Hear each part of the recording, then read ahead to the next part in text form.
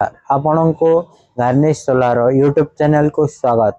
आमे आज आसी पहुंची जाइचु ब्रह्मपुर सहर हाउसिंग बोर्ड ठारे थिबा श्रीमती ममता साहू घरे। एठार एवं 5 किलोवाट ऑन ग्रिड एवं 3 किलोवाट ऑफ ग्रिड इंस्टॉलेशन करिछु। आसंतु जिबा देखिबा तांकर ऊपर केमिति सोलार पैनल गुडी को अवस्थित करा जायछि।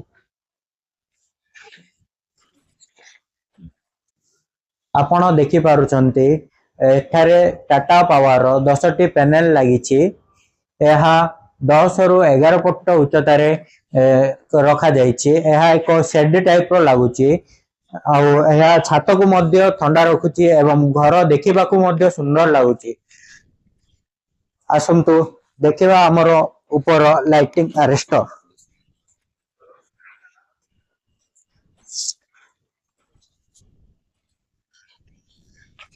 आपण एठारे लाइटिंग अरेस्टर एवं अन्य वायरिंग गुडाक देखि पारुथिबे।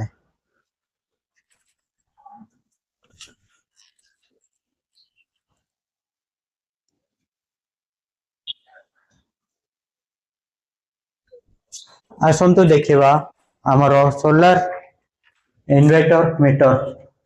यह होची सोल्यूशन इन्वर्टर और यह होची एसी टीवी एवं यह होची DC TV.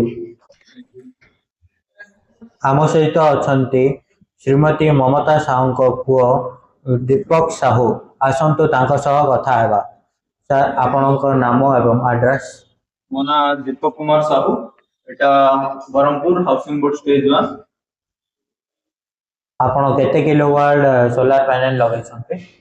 5 kilowatt in on grid और 3 किलोवाट ऑफ ग्रिड लगाइ। आपण को केते टंका सब्सिडी मिलिथिला? 1,38,000।